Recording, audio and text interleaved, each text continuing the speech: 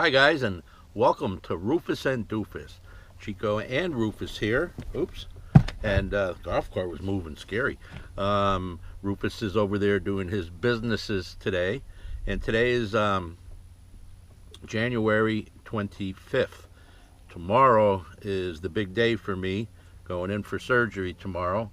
I wanted to thank everybody for all the well wishes and prayers coming this way.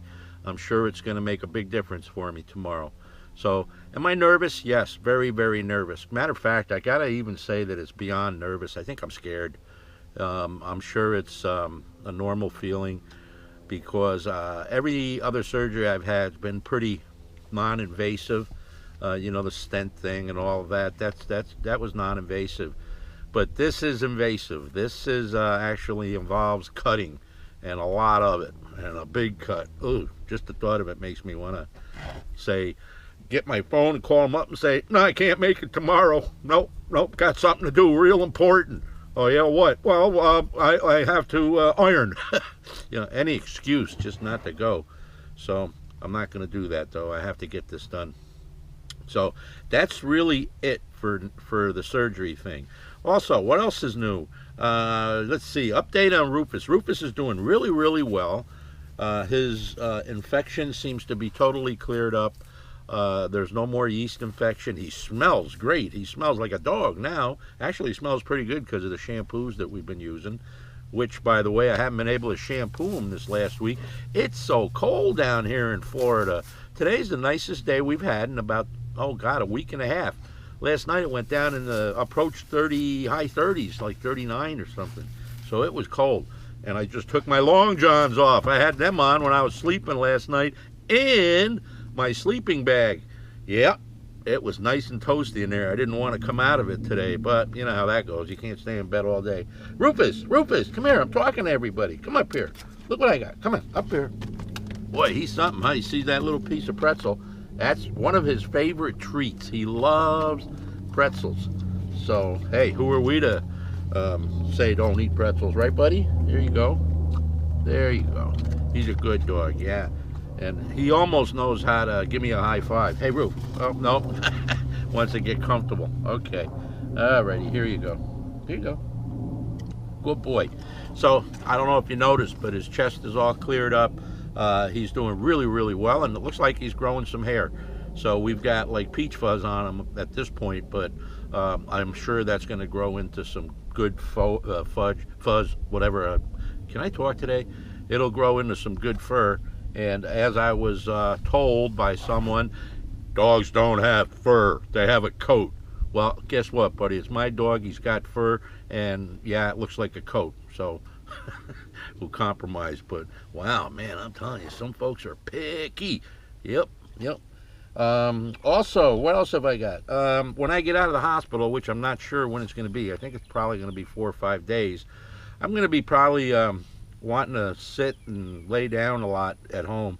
But what I decided to do was maybe some videos on some cooking, because I can't sit in bed all day, and I got to move the legs. So yeah, maybe we'll do some cooking. I got some beautiful Italian long red hot peppers. You know, the ones that don't grow straight. They're so spicy they kind of grow twisty and everything. They're like those cigars. You know, remember the old cigars the Italians used to smoke?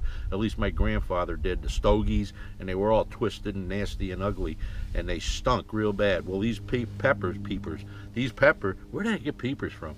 Peppers are not nasty. They smell delicious, and they are hot. They're not like habaneros, but they're hot. And what I do is I cook them up to the point where they're soft, and then, with olive oil and garlic and everything, and they're so good. I put them in a Tupperware, cover them up. Now, while I'm cooking them, I adjust the salt a little bit, but you don't oversalt them. And I put them in a Tupperware with the garlic, with the olive oil that's in the pan, and the peppers, of course. I don't remove the seeds or nothing. I just cut the stem off. And I'll tell you what, those are so good. If you're into making sandwiches, these things will blow you away. They're just phenomenal on a sandwich. That nice, spicy, peppery, garlicky olive oil taste. If you put enough on them on the sandwich, when you bite in, the grease runs down your chin and lands on your tie if you're wearing a tie. Ties attract anything that's going to stain them. So don't wear a tie when you're eating them. But they are freaking delicious, all right? So that's one of the dishes I'm going to make. And then I haven't thought of what else. I'd like to do a pasta dish, but I'm trying to stay off the carbs, and probably when I'm healing is not a good time to get my blood sugars up at all.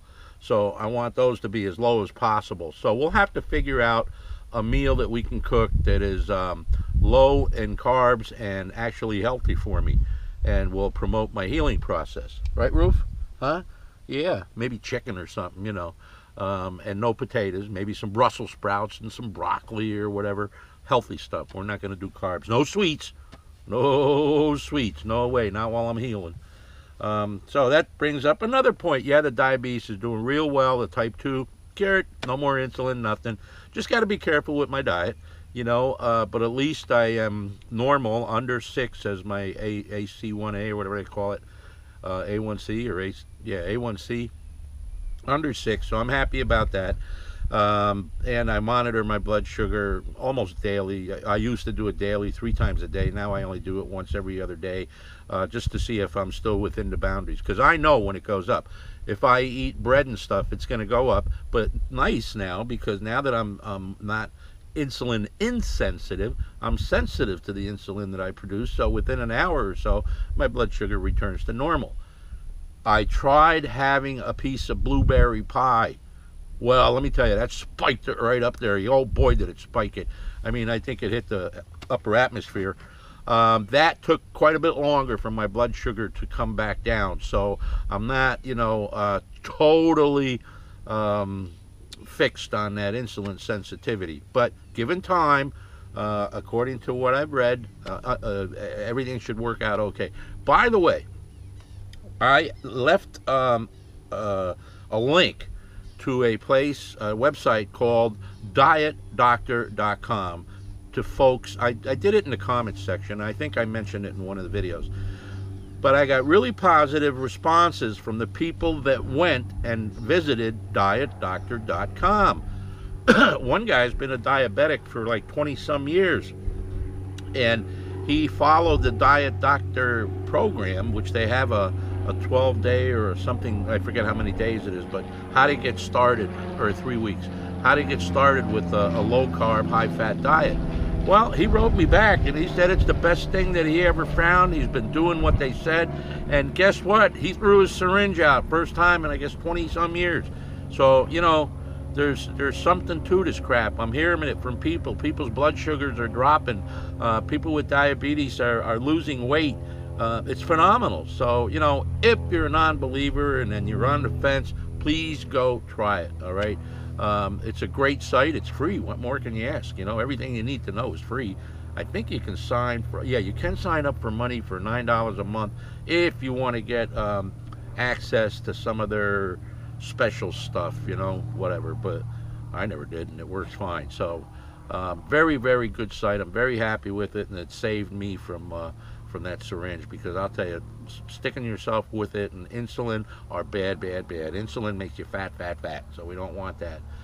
It's just making your body do something that it doesn't want to do because it knows something's wrong. You're loaded with sugar, and that's no good.